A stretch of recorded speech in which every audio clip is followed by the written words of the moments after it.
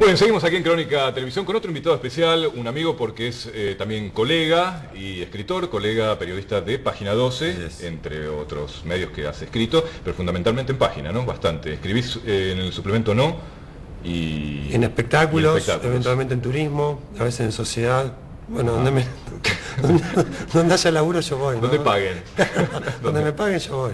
Está bien. Bueno, Juan Ignacio Provéndola, además es autor de este libro, que no sé si lo puedo mostrar ahora, Rock Politic, que ha tenido muchísima repercusión, además, realmente felicitaciones, porque, bueno, en realidad nació como un trabajo de tesis en la facultad, cuando se estaba recibiendo de licenciado en periodismo, comunicación, periodismo en la Universidad de El Salvador, ¿no? Y bueno, habla de 50 años, ya 50 años del rock nacional y la relación tensa, con idas y vueltas, como sabemos que ha tenido con el poder político, en definitiva, ¿no? Estamos hablando de años, a ver, el germen, el nacimiento, años 60... 66, 65, 67, depende de qué libro leas. Claro. Y a qué autor le des bola, pero fue más bien un proceso de 2 años, claro, que empezó en el 55 y terminó en el 57. Sí, vos empezás hablando 67. Un poco de la Revolución Libertadora, el 55, exacto, bueno, Frondizi después y Onganía ya en el 66, pero ahí es donde empezás a comentar un poco el nacimiento del rock, ¿no? Hasta nuestros días. Y yo lo que he notado es que hay diferencias abismales de una época a la otra. Lo vas dividiendo incluso por etapas muy, muy interesantes, ¿no? Etapas frívolas, etapas más creativas, y que incluso el nacimiento no es, como vos, o como la mayoría pensamos, por una cuestión de contracultura o de resistencia al poder político, sino a veces comercial. Totalmente. Sí. Bueno, el rock siempre necesitó la legitimación del mercado, no solo acá, sino en Estados Unidos. Los hitos que fundan el rock y que lo van escribiendo a lo largo de la historia tienen que ver generalmente con lanzamientos de discos, con sucesos comerciales, con shows muy convocantes, y ahí, bueno, se marca ya una primera contradicción en un movimiento que se precia de contracultural, pero por otro lado está necesitando que sea aprobado por las masas.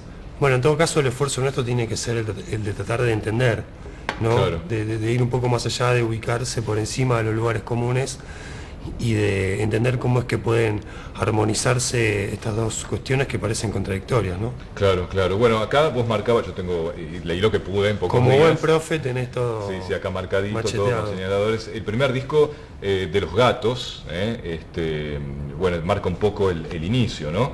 En el año 65, ¿no? Creo. 66. 66. Ahí está. Bueno, contame un poco de eso. Claro, sí, en realidad en el 65 fue el disco de Los Gatos Salvajes, que era una banda que tenía Lito Nevia en Rosario. Porque venía un poco como a enfrentar al Club del Clan, a hacer como una ruptura ahí. Sí, la aparición de rock está dada justamente por esa antítesis con todos los productos comerciales. Estamos hablando de la década de 60, no existían las redes sociales, ni YouTube, ni MySpace. Claro. Todo lo que la gente consumía estaba dado por lo que básicamente se le cantaba al mainstream, ¿no? Lo que decidían lo que decía la industria discográfica que uno tenía que escuchar, era lo que se escuchaba. Y no solo a través de discos, sino que había todo un circuito que tenía que ver con programas de radio, con revistas. La gente enloquecía, consumía todo, programas de tele, y el Club del Clan en ese sentido fue el más exitoso en términos de incluir un producto musical. Porque eran figuras emergentes de ciclos televisivos. Claro, se hacían castings como pudo haber sido Operación Triunfo, más cerca de nuestra época. Eran elegidos y bueno, eran personas que venían de la actuación, ¿no? Que tenían distintos talentos, no solo con la música. Palito Ortega es el más referente porque bueno, fue el más exitoso después del programa, y los primeros grupos de rock un poco que se contraponían a eso, pero no de una manera decidida o voluntaria, sino porque bueno, venían más del palo de la bohemia, eran tipos que leían a escritores malditos, muy influidos por autores europeos, intelectualmente contrapuestos, ¿no? A Palito Ortega, a Johnny Tedesco, a todos los que forman parte de ese Star System. Después, bueno, fue evolucionando. Hoy en día podrían compartir una mesa tranquilamente Palito Ortega y Charly García, como de hecho pasó, ¿no? Exactamente. ¿Y ellos tenían conciencia, digamos, de que estaban construyendo, o sea, esa conciencia identitaria, digamos, que estaban construyendo algo nuevo, una cultura nueva, o no? ¿O fue surgiendo un poco así espontáneamente. Lo que pasa es que el rock argentino, que ya parece una contraposición, porque el rock en realidad no es argentino, es una creación estadounidense e inglesa, o sea, ya por sí es una transculturación.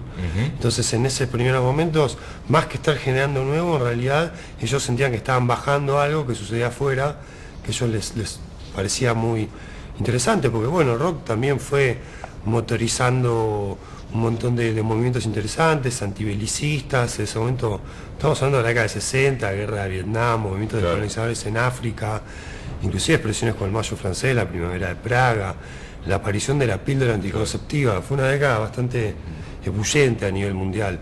El rock articulaba algunas de esas discursividades, y los argentinos que lo empezaron a expresar un poco que se ataban a esos piolines, porque bueno, Argentina, como decías vos, dictadura de Onganía, represión en universidades, no había muchos espacios para que los jóvenes pudieran sentirse representados. Entonces, más que tener conciencia de generar una identidad nueva, creo que ellos más bien buscaban en donde podían, y encontraron en el rock un lugar bastante sensato, ¿no?, para las inquietudes. Sí, me llamó la atención también cuando leía en esta primera etapa, digamos, la revolución no tenía una dirección o un sentido político, sino más bien introspectivo, ¿no?, existencial. Totalmente, digamos, sí, ¿no? Sí. Una mirada hacia adentro.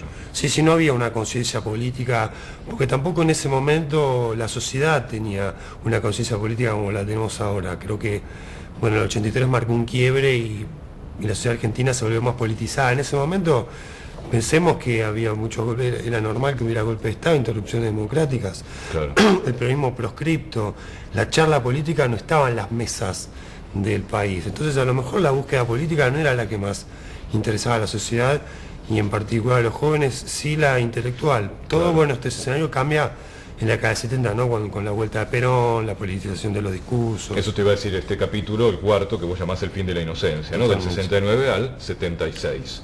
Claro, porque ahí como que se pierde esa especie de indiferencia política que tenían los rockeros, y ya son parte de ese espíritu de época en donde, bueno, la vuelta de Perón como que enfervorizó mucho a los jóvenes en particular.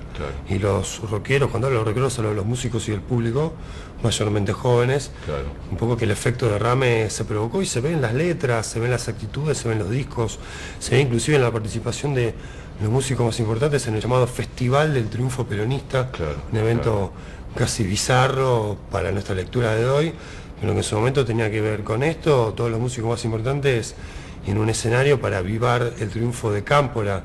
Fue muy loco porque ese festival después se termina suspendiendo por la lluvia, y bueno, como el peronismo también, que estaba tironeado por facciones de izquierda, facciones de derecha, el festival fue un poco víctima de eso, y bueno, y sirve como imagen porque el rock sintetizó en ese festival las tensiones y las internas que había en el peronismo, como después también el rock fue sintetizando un poco la historia de Argentina. Uno a través de la historia del rock puede ir leyendo la historia de Argentina de los últimos 50 años, que es también una de las cosas que me pareció más interesantes para unir en un diálogo el rock y la política. Claro. ¿Qué es esto de que en una época también le discutían más su actitud que su poética al rock?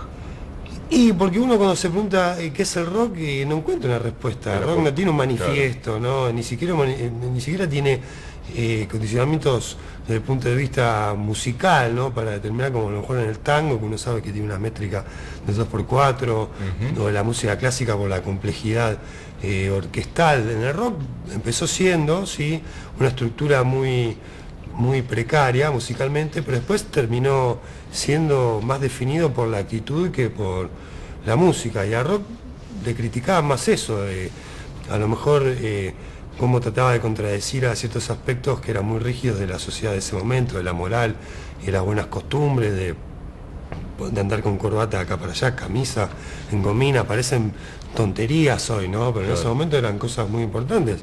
La policía perseguía a la gente porque tenía el pelo largo, ¿no? Bueno, el rock proponía eso. Yo rescato esas actitudes que son las que hicieron al rock de un movimiento contracultural, esos pequeños rasgos, y que bueno, después terminaron en definitiva haciendo el rock un movimiento contracultural más masivo como en Argentina. No sé si es más importante, eso me lo podrían discutir personas a lo mejor del folclore, que fue muy compatible en la década de 70, con muchos folcloristas que tuvieron que exiliarse, muchos actores en las listas negras de AAA. Pero el rock fue el más masivo, más popular en en términos de penetración social. Y bueno, hay un gran debate, bueno, no sé si hoy hay un gran debate, digamos, pero fue muy discutido el tema de los que pudieron seguir tocando y creando aquí en la época del proceso, los que tuvieron que irse, ¿no? Sí, esa es una discusión muy interesante porque hubo muchos músicos que se fueron, muchos músicos de rock se fueron entre el 70. Y otros se quedaron y se hicieron ricos. Claro, y otros que se fueron volvieron y se hicieron ricos también, ¿no? También. Pero bueno, hay una discusión muy interesante de ver si se fueron porque eran perseguidos políticos, que la respuesta es que no, desde ya, o si se fueron porque en realidad el mercado no les ofrecía condiciones laborales, ¿no? O sea, ya no hay ahí una cuestión política o ideológica, sino más bien laboral. Hay un poco en el libro, trato de recogerlo con mucho respeto, porque yo no quiero armar polémicas solo por armar polémicas, pero hasta los músicos mismos reconocen que ellos no eran perseguidos políticos. En las listas negras no había músicos. Sí había canciones prohibidas por el Confer, pero el Confer en la época de la dictadura prohibía casi que por deporte, y la bolsa incluía cosas ridículas que no tenían nada que ver. Inclusive, digamos, encontramos canciones en la última dictadura con un contenido muy fuerte, densas, hablando de Charlie, ahora que tuvo contradicho con un subsecretario que iba a nombrar el macrismo, que al final no lo hizo, Carlos Manfroni. Charlie tuvo unas letras muy fuertes, canción de Alicia en el País, que tiene un uso de las metáforas muy fuertes, dice, el asesino te asesina, en el 78, ¿no? No jodamos, y eso no es si eso no es resistencia, ¿qué resistencia? Pero bueno, hablando, vos recién hablabas de la dictadura, para no avanzar tanto, en el 82, que vos lo mencionás, hay un momento de transición bastante fuerte, bastante brusca también del rock, especialmente por la separación de Serú Girán, ¿no? Sí. ¿Cómo se vincula eso con el proceso de, por ejemplo, la Guerra de Malvinas, ¿no? Bueno, la separación de Serú Girán lo que marcó fue el fin de una banda que llevó al rock a una popularidad inédita hasta ese momento. Un recital organizado por ATC, y acá nuevamente aparece el Estado, ¿no? ATC como canal público. Bueno, en ese momento todos los canales de él eran públicos y por ende manejados por mandos militares, ¿no? Que eran los interventores de los canales. Organizó un recital en La Rural, otro lugar con una significación muy importante, ¿no? Lo que tiene que ver con vínculos con el político y con los golpes de Estado en particular. Y bueno, aparece ATC en La Rural y Serú Girán ahí haciendo un recital para 60.000 personas, una cantidad de gente nunca vista. Se separan, marcan como un fin de época, y al poco tiempo se produce la Guerra de Malvinas, en un momento en el que la sociedad, calculo yo, que no tenía muy en claro de qué se trataba la guerra, si estaba bien, si estaba mal, si había que hacerla, si no había que hacerla.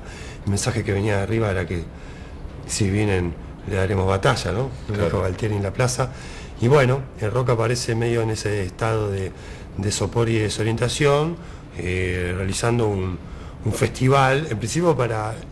Esto los rockeros supongo que lo quieren aclarar ahora para desmarcarse. Ellos dicen, nosotros no apoyamos la guerra, nosotros hicimos un festival para recaudar alimentos y prendas y cigarrillos también para los excombatientes, cosas que por supuesto nunca llegaron a las islas, como pasó con un montón de otras monedas. ¿Y qué pasa con el advenimiento de la democracia, ¿no? Acá una época bastante, creo que es lo más jugoso del libro, desde el 83 hasta ahora, con las distintas presidencias, ¿no? ¿Qué relación tuvo el rock también con esas etapas, ¿no? Alfonsín, de la Rúa, donde a pesar de la pequeña gestión, de la breve y terrorífica gestión, digamos, hubo una fuerte presencia, ¿no? del rock. Sí. Una etapa en la revista Rolling Stone que decía el rock al poder. El rock al poder. Por la relación entre Darío Lo Pérfido, que era secretario de Cultura, y María Gabriela Pumer, guitarrista de Vida de Cada Rock and Roll.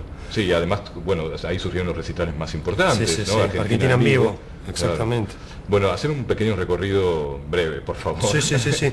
Bueno, lo interesante de la vuelta a la democracia es que se produce un destape muy fuerte en todo el país, y en particular en las expresiones culturales. Y en el rock, bueno, vemos un montón de bandas muy audaces y jugadas de la estética, Virus a la cabeza, con su cantante homosexual, que en ese momento la homosexualidad era un adjetivo peyorativo por quienes no lo eran, ¿no?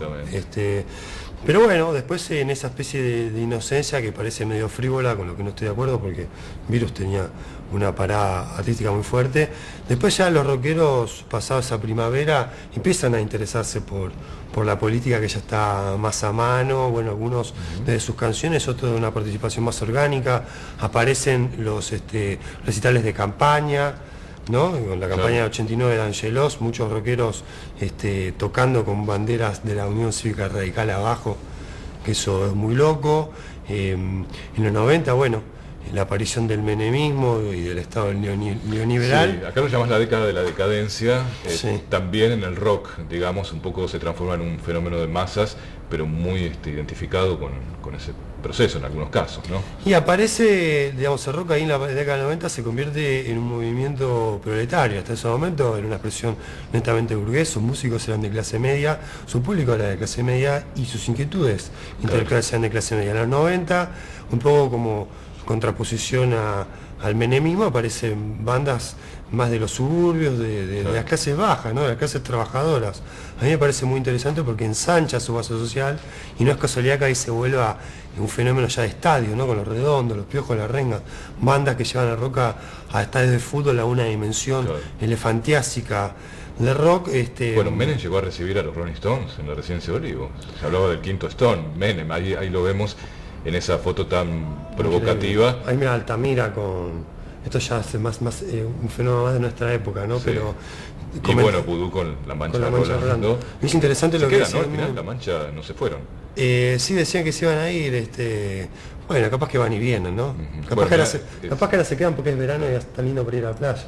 Esa es una foto muy linda de los 80. Spinetta con Alfonsín, Gieco con Kirchner. Kirchner le abrió la puerta de la Casa Rosada a los rockeros. Fue un hecho muy emblemático, de foto muy fuerte. Lo que te quería decir de Menem es que recordamos esa foto de Menem con los Rolling, Menem con un traje amarillo, violento. Creo que fue la única persona en el mundo, en la historia, que logró sacarse una foto con los Rolling y será el protagonista de la foto, ¿no? La única persona que se saca una foto con Mick Jagger y lo pone a Mick Jagger en segundo plano. Menem lo hizo una vez más. Pero bueno, después ya entrando también estuvo con Madonna, con también, que Madonna decía que Menem se lo quería chamullar, bueno, siempre se llevó buenas anécdotas de las fotos. Y después ya en la década del 2000, bueno... ¿Y qué es esto de la era del chabón o la izquierdización del rock? Bueno, esto es justamente de la década del 90, porque por un lado surge lo que se llama... Estamos en la misma década ahí. Claro, la década del 90, lo que es, bueno, hablábamos de la proletarización del rock por un lado, pero por el otro también se empiezan a incluir en el rock un montón de simbologías de la izquierda, ¿no? El uso del Che Guevara a la cabeza. El Che Guevara se convirtió casi en una bandera rockera. Claro. Hoy vamos a recitales más populares de rock y vemos banderas del Che, la estrella negra, la estrella roja de 5 puntas, sin que los que levanten esas banderas sean muy conscientes de las significaciones políticas que tienen, ¿no? Pero me parece muy interesante ese diálogo discursivo y casi semiótico, por eso es una palabra que vos utilizarás en tus clases en la UADE, ¿no? Exactamente. Bueno, y llegamos a qué etapa. Llegamos a los 2000, donde, bueno, tiene que ver con el kirchnerismo. ¿El rock murió de alguna manera? No, yo creo que no, yo creo que va cambiando. Yo creo el rock argentino, digo acá. Sí. No, mira, el rock lleva 50 años en Argentina, ¿no? Lleva medio siglo de expresión. Y lleva medio siglo de producción propia, genuina. El tango, digamos, que está tan de moda y que nos representa en el mundo. ¿Qué producción de autor tiene? No quiero polemizar con los tangueros, pero hoy, el tango que se baila en los salones, en las milongas, los tangos que tocan las orquestas, ¿no? Son estándares de la década del 20, del 30. No existe hoy una canción de tango creada en los últimos 5 años que sea popular. En el rock sí, el rock sigue generando después de 50 años de otra manera. A lo mejor ya hoy no tiene la misma figura combativa. Tampoco hay que pensar el rock como lo era en la década del 60 o la década del 70. Vuelvo a lo mismo, tenemos que hacer un esfuerzo para entender hacia dónde va. Pero digamos lo que se ve o se suele decir es que tal vez, y vos mismo creo que lo comentás, hay una cierta renuncia o abdicación de digamos, de aspiraciones de contracultura, digamos, y que ¿no? a lo mejor hoy la resistencia la absorbe en otros espacios. Hoy, digamos, con la vuelta de la política a la actividad cotidiana, a la recuperación de la militancia, de ciertos espacios de representatividad política, me parece que esto... Se puede hablar también de un rock militante. Sí, porque creo que hoy las condiciones de nuestra democracia nos invitan a sentirnos interpelados en otros espacios, y me parece muy bueno que el rock pierda esa responsabilidad, que en su momento estuvo buena, en su momento cuando uno no tenía lugares de representación, tuvo una función muy importante el rock en ese sentido. Hoy me parece que está bien encontrar en otros lados, y me parece muy interesante que el rock haga un esfuerzo por acercarse y por interactuar, ¿no?, con la política, en vez de... Me parecía muy necio que se mantuviera en una postura autista, ¿no?, y de rechazo total. No tendría sentido, y hasta que perdería legitimidad. Ahora se volvió muy interesante el rock levantando banderas políticas, discutiendo. O sea que, a ver si entiendo, vos en definitiva no es que, digamos, crees que hay una claudicación, digamos, del rock, ¿no?, frente al poder político, sino de alguna manera que hay una evolución madurativa al mismo tiempo. Totalmente. Que el proceso político. Sí, por supuesto que hay grises y hay cuestiones discutibles, ¿no?, digamos, acercamientos que a lo mejor pueden ser frívolos o por conveniencia, porque el Estado también se convirtió en un protagonista de mercado después de Cromañón con la clausura de lugares. El Estado empezó a promover recitales pagos, y a muchas bandas les convino y les interesó eso. Pero también hubo gente muy interesante que... Hubo un proyecto de ley de la música, que proponía abrir lugares, crear un instituto de la música, regular la cantidad de horas que tenía de difusión el rock, y eso lo lograron los rockeros sentándose en una mesa, entrando a las instancias institucionales, yendo al Congreso, tratando de proponer una ley. Bueno, eso, el rock que muchos añoran con nostalgia de hace 40 años, 60 años, no lo hubiese hecho, ¿me entendés? No se hubiese sentado nunca con un senador a discutir una ley. El rock de hoy sí lo hace, yo lo celebro, y me parece que ese es el camino hacia el cual puede ir el rock para seguir evolucionando, ¿no? Al menos desde mi mirada. Tal vez lo que ha muerto son, digamos, como el rock digamos, como convocante de grandes eventos. Eso sí. Ya no llena estadios. Es cierto, ¿no?, eso que decís, es cierto eso que decís.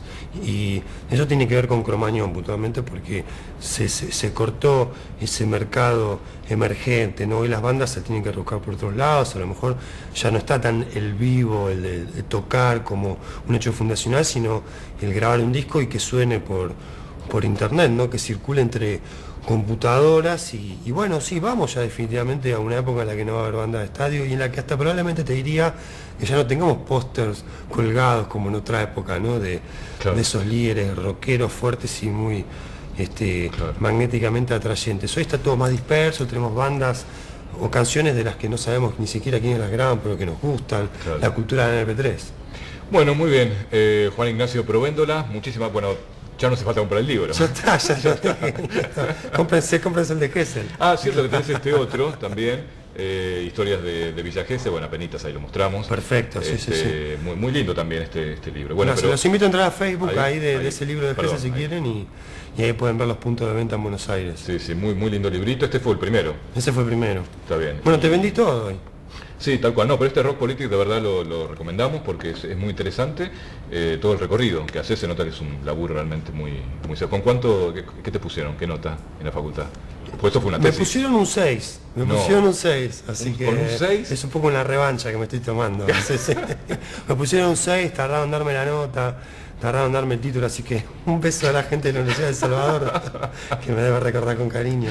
Seguramente. Bueno, pero vos estás facturando, ellos no. La editorial me parece más que yo. Tenés razón. Bueno, de editorial de Audeva, de paso sí, lo decimos, Rock Politic. Agradezco. Muchos me decían que poner en la tapa Menem era mufa por ese mito de que es mala suerte. Pero te trajo suerte. A mí, y bueno, el editor Jorge Sigal, que es el que editó el libro, ahora fue nombrado director de medios públicos, así que bueno. Trajo suerte. Jorge, te queremos mucho, acordate de nosotros. Muchas gracias, Juan Ignacio. No, gracias a Gustavo, muchas gracias, de verdad. Seguimos de esta manera.